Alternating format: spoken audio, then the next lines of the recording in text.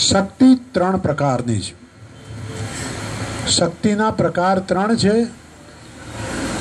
શારીરિક શક્તિ, માનસિક શક્તિ અને આર્થિક શક્તિ. રોજ રાત્રે સૂતી વખત વિચારો TMD, શરીર માટે શું કર્યું. ઘણા ખાઈ ખાઈને જાડિયા નથી થઈ જતા, પછી કે વજન ઉતારવું છે, તો બોડીનું ધ્યાન આપવું પડે. જો શરીર તમારું સ્વસ્થ નહીં હોય તો પણ મુશ્કેલી છે. પછી માનસિક શક્તિ છે. જો આપણે ભણવામાં ધ્યાન ના આપીએ, બુદ્ધિ આપણી ન ચાલતી હોય, ખરે વખતે બુદ્ધિ દોડે નહીં, તો સમજવું કે મુશ્કેલી જ આવે છે. અને ત્રીજી જે શક્તિ છે, ધનની શક્તિ છે.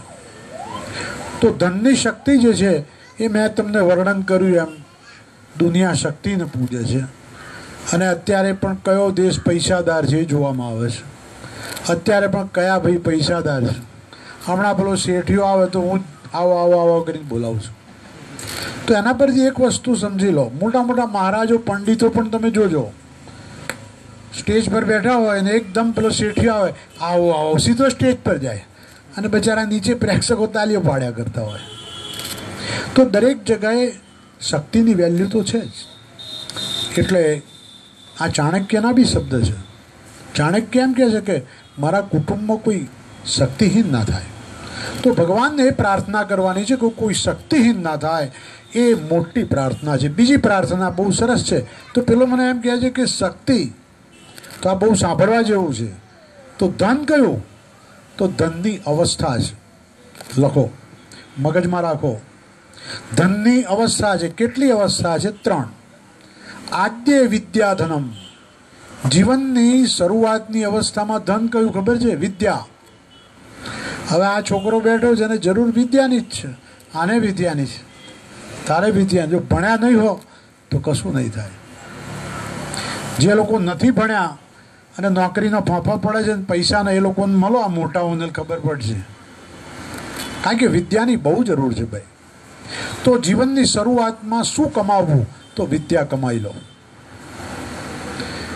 છોકરાઓને જરા મારી વાત કડવી લાગશે, પણ અત્યારે આમાં ધ્યાન આપો, વિદ્યા કમાવામાં. પછી બીજું આવ્યું તો મધ્ય અવસ્થા આવી.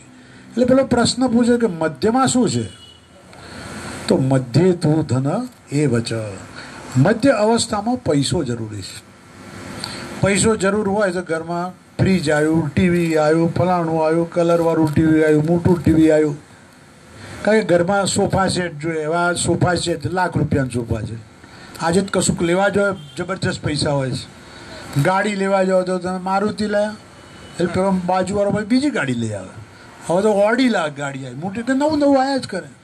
તો એક વસ્તુ સમજી લો કે પૈસાની વેલ્યુ મધ્ય અવસ્થામાં છે જ. તમારા છોકરાને પરણાવો હોય તો પેલા કન્યાવારે આવે, કન્યાની માં, તો ઘરમાં આંટો મારીને જુએ કે ઘરમાં કેમ છે, પછી જ કન્યા આપે. પેલા ભૂખમરામાં કોઈ કન્યા કોઈ દાન ના કરે. તો મધ્ય અવસ્થામાં પૈસો જરૂરી છે. અને થોડું સુધારોય જરૂરી છે. ઘણા માણસ છે હા જૂનું ભંગાર ઘર રાખે છે. એમનું જ્યોતિષ જોઈને કહું છું, અલા ભાઈ ઘર સુધાર, કે મારા છોકરાને કન્યા નથી મળતી. પેલા આપણું તારું ઘર જ એવું ઠેકાણું વિનાનું હોય તો પેલી કન્યા કેવી રીતે કોઈ આપે? એ જુએ કે નથી બેહવાનો ઠેકાણો, નથી ખુરશીના ઠેકાણા, ઘરમાં ફ્રીજ નથી, અને પ્રાઇમસ પર મારી છોકરી સ્ટવ પર ચા બનાવશે, એટલે કન્યા ના મળે ભાઈ. તો અને છોકરી પોતે ધીરે રહીને છટકી જાય, બધું સારું છે પણ મારી ઈચ્છા નથી. તો એટલે મધ્ય અવસ્થામાં પૈસો જરૂરી છે. કમાઓ, આંખો મૂકીને કમાઓ. પણ પછી છેલ્લી અવસ્થા આવે છે અંતિમે સૂત સૌખ્યમ. ઋષિને પૂછે છે કે હવે મને તો 60 થઈ ગયા, 50 ઉપર પહોંચી ગયો, હવે મારું ધન કયું? ઋષિ મહારાજ કહે છે અંતિમે સૂત સૌખ્યમ. પાછલી અવસ્થામાં જેને સંતાન સુખી એ ધનવાન. મેં જોયું છે કે તમે બેઠા હો ખાટલામાં, કાશી ખાખા ખાખા કરતો હોય, પણ છોકરો આવીને તરત પૂછે પપ્પા પાણી પીવું છે, કેટલી શાંતિ લાગે. અને જો પાછલી ઉંમરમાં છોકરા 3rd ક્લાસ પાક્યા તો બે સમજ જ ના પડે, પતી ગયું એટલે પેલાને એમ થાય કે મરી ગયા ચાલુ. તો પાછલી અવસ્થામાં જેને સંતાન સારા એ ધનવાન છે. તો એ ભગવાનને એવી પ્રાર્થના કરવાની છે કે ભગવાન મને યોગ્ય સમયની જે ધનની સ્થિતિ છે આપો. ખૂબ ભાવથી પગે લાગો. ત્વમેવ માતા ચ પિતા ત્વમેવ ત્વમેવ બંધુ ચ સખા ત્વમેવ ત્વમેવ વિદ્યા દ્રવિણમ ત્વમેવ ત્વમેવ સર્વમ મમ દેવ દેવ.